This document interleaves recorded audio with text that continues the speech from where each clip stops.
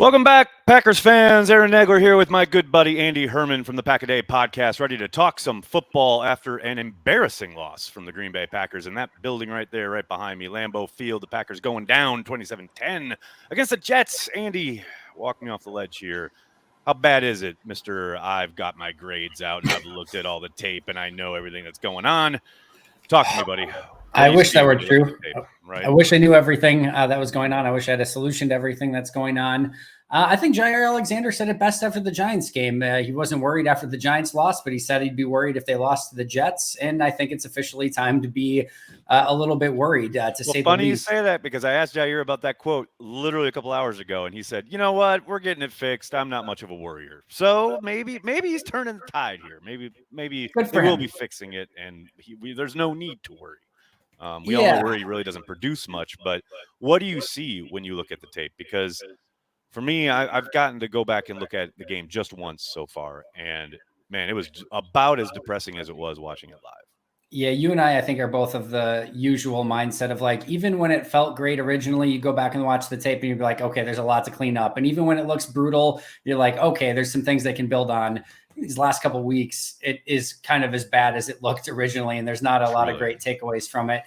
For all of the, I know everyone's favorite word, analytics, for all of the analytics, for all of the modern offense, for all of the everything that there is out there, football is a game of blocking and tackling. And when you can do neither of those things at all, you are going to lose a lot of football games. And not just blocking offensively, but they couldn't block for the Rodgers. They couldn't block for Jones. They couldn't block for Dillon. They couldn't block for Crosby. They couldn't block for Pat O'Donnell. So if you can't block in any phase, that's going to be a problem. And when you can't tackle in any phase, clearly specifically on defense, and with Breece Hall, who's a fantastic running back, no question about it, he's going to have his fair share of body count when it comes to missed tackles at the end of the season. But it's not like this has just been a 1 week issue. That is going to be a recipe for losing football. So we can look at a lot of different things. The best players need to play better. The scheme can do things better. They probably need to put some players in a position to succeed better. But if you can't block and you can't tackle, it's going to be very difficult to win in the NFL.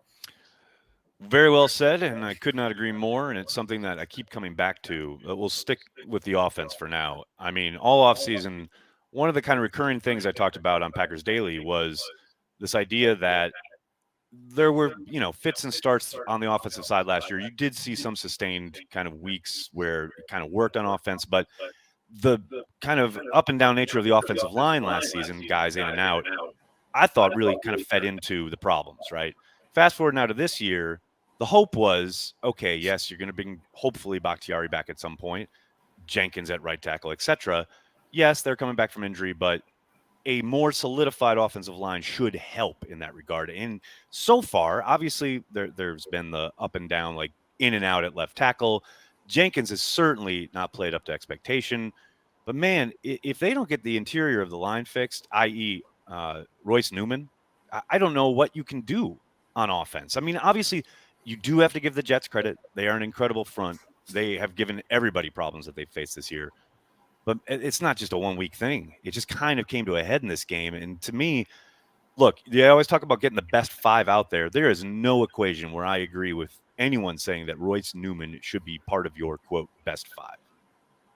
Yeah, I don't even have that much to add. Right. But I mean, I think I don't know if we fell into a trap or if we were fooled or what the case was, but I think it seemed very plausible that, all right, maybe David Bakhtiari isn't his full all-pro self. And by the way, I thought he had a very nice pretty damn well. I was just going to say, you mentioned like there are very few bright spots in this game, and he's one of them. Very clearly. The fact that he played the entire game and that he played so well, that's encouraging. Very clearly. That's probably the takeaway from this game if you're looking for a positive.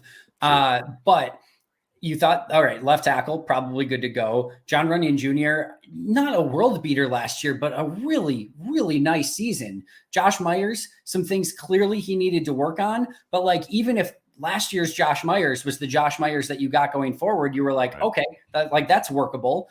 Royce Newman, right? Not a good season, but 1,000 snaps for a rookie that wasn't a complete unmitigated nightmare. And a guy who improved as the year went on. That's exactly the thing that's frustrating, is that we Big all saw time. the issues early last season, and he certainly improved as the season progressed. And even if Elton Jenkins, not, coming off an ACL and playing a new position, even if he wasn't all pro, Pro Bowl, whatever caliber Elton Jenkins that we were used to previously, even if he's like better than Billy Turner, good, like Rick Wagner, good, like whatever, Right. like, whatever Yeah. I Jared mean, Rick Veldheer Wagner did. saved their bacon 2 years Big ago, or time, was, you know? if he's that, you're like, okay, things are good to go. But all of it not being, except maybe save for Bakhtiari this past week, all of it being far below expectations at every one of those positions Right. is extremely concerning for where the state of this team is right now.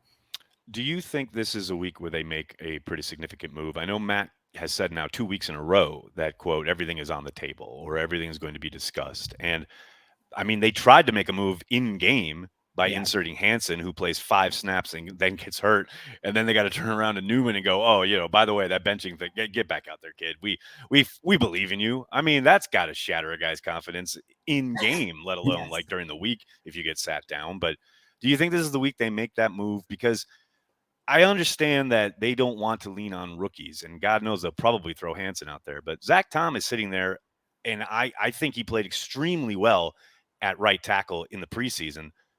Put him out there. Put Jenkins back in at guard, slide running over to the right side if you have to. But man, there's no world where I look at Hansen and Newman as better options than what we saw from Tom in the preseason. And I understand, yes, he's a rookie. Yes, he's undoubtedly going to make a mistake or two. But man, David Bakhtiari was a rookie when he got his first start. Elton Jenkins was a rookie when he got his first start. And I'm not saying he's going to end up as good as those players, but at some point you've got to look at what you've got up front and the inconsistencies there and at least attempt to improve, because if there is no change and you keep muddling through with the 5 they've been throwing out there, I just don't see how you ever get to a point on offense where you can produce consistently. I mean, we can talk about the attack and how they're spreading it out, or the motion and lack of motion. That's been the buzzword, so far these kind of 2 days after the game. None of that matters to me if they can't fix the offensive line. Totally agreed. And it felt to me like the Giants game was their come to Jesus moment for the defense, where they realized, okay, Right. we got to put Jair operate in a different way. Right. Exactly. Like Yep. we got to play more press man. We can't do the same thing. We got to add an extra guy in the box. And they, we saw some of those things, especially in the first half, really improve against the Jets, and those changes get made. It felt like this game was the come to Jesus for the offense of like, all right, we have to make some major changes. This can't be the same. We can't keep doing the same thing over and over. Like, yeah, all right, we're going to trust our guys through the first 5-6 weeks of the season, but now it's put up or shut up time. We're 3-3 and something has to give. So I think the big thing, and just based on how Elton has played so far, I am not super confident, and I pray that I'm wrong, but I'm not super confident that you just move Elton into guard and everything's fixed for Elton. Like, it just seems like right now he's not the same. And I don't know exactly what it's attributing to that, if it's just the injury or if there's other things. But if it takes moving him back to left guard for him to feel whole again and right again and understand what he's doing, that's the first thing that I'm doing. Because if you can even solidify to some extent, I know Runyon and Myers were bad in this game and have not been, who we thought they were going so far this season. Right. But if you can get Bakhtiari and Elton and Myers and Runyon going well through 1 through 4, quite frankly, even if you have to put, I don't care if it's Royce Newman, Yash Nyman, or Zach Tom, or I don't really care who it is at right tackle, because you already have a major issue at right tackle and you have an issue at right guard. So if you can at least get your really good Elton Jenkins or something near him back at one of those spots on the interior, well, at least now you just have an issue at right tackle and everything else is now a little bit better and you can hopefully win with that. So I think they have to make some change in some capacity. I do think we'll see something different this week. Yeah, I think so too. I think your point about kind of the come to Jesus thing, right? Like they kind of got hit upside the head in London about it. And I think you're right. They did get kind of shellacked, like beaten up about it against the Jets. Let's talk about the motion thing, since it's going to be a thing all week. And if we don't talk about it, then you didn't talk about the motion. Okay, all right, let's talk about it. Like, I am of the opinion, and I know what Rodgers said post game. I know he mentioned motion, right? And because he did, then we go in Monday and Matt is asked about, like, well, Rodgers wants to simplify things and he mentioned the motion and blah, blah, blah. I don't think he's talking about motion. I think he used that as an example right, in the moment. But more than anything, I think he's talking about the protection up front. And that, again, comes down, we're back to the offensive line, right? Because until that's fixed, until that's good, none of it matters, right? And Matt kind of alluded to that when he was asked about, the line and guys doing the wrong assignment or whatever. He literally called out Newman when he said, Elton we have a slot blitz on. There's a slot blitz coming. Elton calls it out, and Elton goes and picks it, and Newman doesn't do his assignment off of that. And then Matt says, and that's just one of many. But it's like, for the head coach to call that out tells you, okay, there are communication issues up front. And for Rodgers, I think, especially coming off of that game, I think he's talking about, okay, let's simplify shit in the front, right? Let's Yep. not have a ton of checks. Like, we're having all these problems with the stunts and the twists and everything. Okay, let's simplify that up front, because again, until that happens, until that works, he's going to be running for his life. The way that I took that entire thing from Aaron Rodgers was, we have to crawl before we walk, and we have to walk before we run. Mm-hmm. And that goes for everything that they're trying to do. And maybe we're trying to do too much. 100%. Exactly. Yep. And I think they are they're probably going into this season saying, hey, we can do a lot of the same things that we've done in the previous seasons. We've come along for 3-4 seasons now. All the advanced stuff that we did with Devontae and MVS, and like, we can do all of those same things and all of it, right? I think they felt like they could just kind of jump in and kind of maybe pick up where they left off. And I think when all of this stuff starts happening and you have protection breakdowns up front, and receivers are, we've seen multiple times, receivers are in the same spot, almost colliding with each other. And like, you're missing handoffs at the mesh point. It would tell me, and I think Rodgers is spot on here, that players are not just playing instinctual football right now. They are thinking too much. You are doing way too much, and you just have to sort of slow everything down, and you have to, crawl before you walk. So let's get, like you said, the protection simplified up front. Let's run some base concepts on the outside where these receivers don't have to do a ton of thinking. Let's make sure that we're running, not something where it could be a left, or it could be a right, or it could be a run, or it could be a pass. We're not counting on everyone up front, all 11 guys, to read something similarly. Exactly, right? And maybe in week 16 or in 17 or playoffs week 1, you can get there, but there has to be a progression. And when things are all sort of breaking down around you, if he maybe didn't want to sound too much like Mike McCarthy, I think maybe he would have played the fundamentals card and just said, we got to get back to fundamentals. But that's correct. That's the other thing. I had a bit about this on Gut Reactions, but I mean, if there's a point in that first half where they try to run a left zone play to Aaron Jones and he gets blown up for -3 yards, it's like, that is one of the simplest plays in their playbook. I mean, it's I form, like, zone left, and they can't block it. Day one install. I mean, that's as simple as it can possibly get, and they can't do it. And again, it's about the offensive line. Like, to me, that will be the watch kind of word, so to speak, here for the next 2-3 weeks, because I don't think it's going to be automatic. I think they'll continue to struggle in Washington. That's a really good front they're going up against, and I don't think it's just snap your fingers and you got it all fixed. There's just no way. Looking at the approach, it's interesting. You mentioned, the London game to last Sunday. To me, it's interesting to watch the defense, how it played in the first half, right? And then now we all look at the second half, and of course the Jets put up the majority of their points, right? The thing to me, and I know it's frustrating when the defense is giving up that final drive. I mean, God knows the whole place knew they were going to run the ball, and they ran the ball successfully, right? That is beyond frustrating as a fan. But I will say, one of the reasons the Packers are in that situation, obviously, you give up a punt block for 7 points, you automatically behind the 8 ball, right? That you're just, especially with your offense. But the offense is the issue when you can't play complementary football and your defense has to guard against an entire playbook. And I know Zach Wilson didn't light it up, but as a defensive coordinator and as a defense, you're still having to guard against an entire selection of, they could throw a bomb here, they could try and run a screen, they could do all this stuff, as opposed to, okay, our offense has even maybe, God forbid, gotten a lead, so we can kind of pin our ears back. But if your offense is doing absolutely nothing all day, you can't expect your defense to be lights out for 4 quarters when the opposing offense in this league has the entire kind of menu at their disposal. To me, this is a team that is desperately in need of some complementary football, and they just cannot seem to find it in any of their phases. Yeah, I've said all along, like this team kind of has one formula for success, and it has to be playing complementary football. It's got to be playing a little bit more, ball control offense, whether that's handing off or just God getting the running forbid. back ball. I know, right? But that has to be the case on offense. Special teams can't have 10 points in the net negative on the day. Lord. And your defense is going to have to hold up much better than they have. And I give the defense a lot more accident forgiveness in this one because they were set up for failure by the offense and special teams throughout the course of the game. It felt like the defense did everything they could through the first, I think LaFleur said like 8 drives of the game just to like keep this game within striking distance.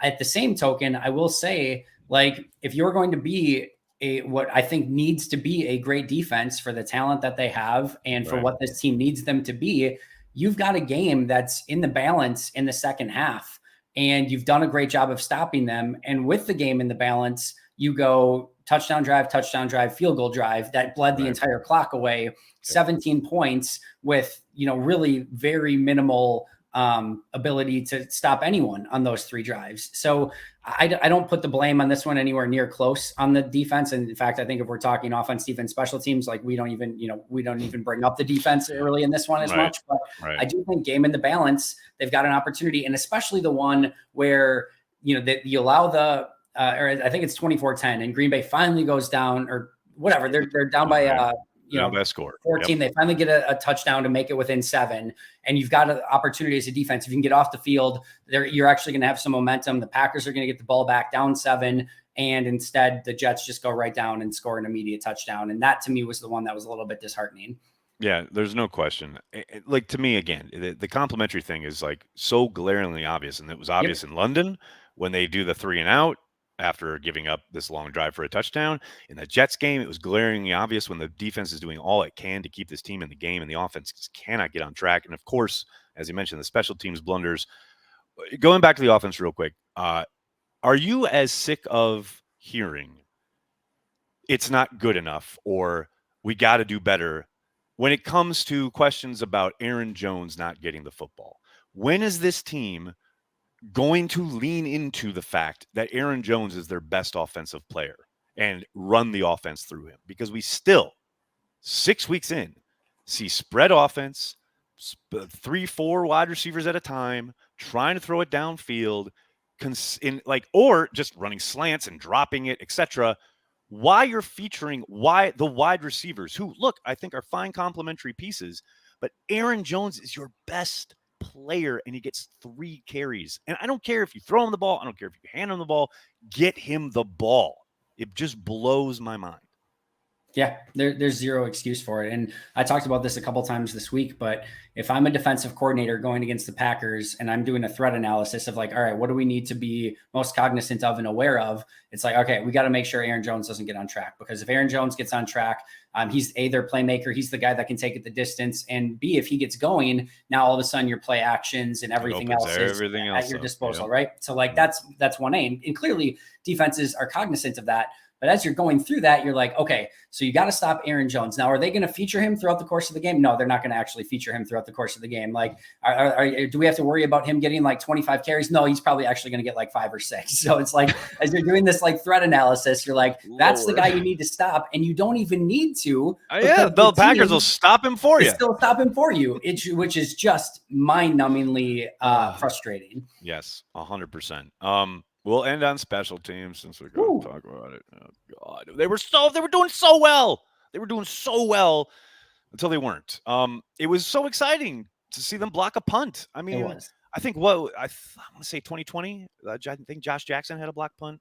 Yeah, against the Vikings. I think it was Josh Jackson. Yeah, but that's the last time I think that's happened. So was it Jackson and Geronimo Jackson recovered it? I think Jackson recovered it. I think Geronimo Allison blocked it. Josh Jackson recovered it. That's right. I mean, but it's been a while, right? And to see it, and it was so well executed, and you're feeling so good, and then I have a punt block, and then again, the complimentary thing, right? So Packers block a punt, get no points off of it. Thanks, offense. The Jets block a punt and get a touchdown off of it. That's again, it's worrisome in the sense that the block by the Jets on the field goal felt eerily similar to many of the blocks last year. And the sense that there was instant pressure up the middle where you're supposed to work inside out. That's supposed to be your, that the reason, the whole kind of building blocks of protection. The fact that they could just bowl them over, that kind of echoed everything else in the game in the sense of like the Jets just seemed to manhandle them up front in all three phases. Not a special teams expert by any stretch of the imagination. Got to think Jack Coco, Jake Hansen, Royce Newman as your three guys right next to each other on your field goal protection group. Maybe not the best idea overall to, block the interior where, like you said, that's where you have to start as your point of strength, right? So like that seems like probably not ideal. But how crazy is it if I would have told you in the offseason that within the first 6 weeks of the season that the Packers had a mirror image of their meltdown against the 49ers, where they allowed a punt block for a touchdown and a field goal block right off the same side. And it's basically a footnote in the week of how awful things went. Like what if like this would have been like my God, like meltdown disaster in most weeks of talking about the special teams did it again. It was the exact same thing as 49ers playoff game, block punt, block field goal. And it's like a footnote of how poorly things are going right now, which is just, man, when you put it like that, can't wait for the Washington game. I'm really excited to see what could possibly transpire this week. Taylor Heineke season. I know Heineke getting the start. Carson Wentz. I can't believe we don't. I'm more nervous about going against Heineke than I was against Wentz. For sure. Lord, we'll see. We'll see what happens and what we get to discuss next week when we talk football. Andy, Pack a Day Podcast, Packer Report. Check him out everywhere you find your Packers news and Packers analysis on the internet. Andy, I can't thank you enough, man. Thanks so much for doing this. We usually do it on Monday. It's Tuesday today, but I had to get it in. I really appreciate you taking the time, man. Hey, anytime. Thanks so much, Aaron.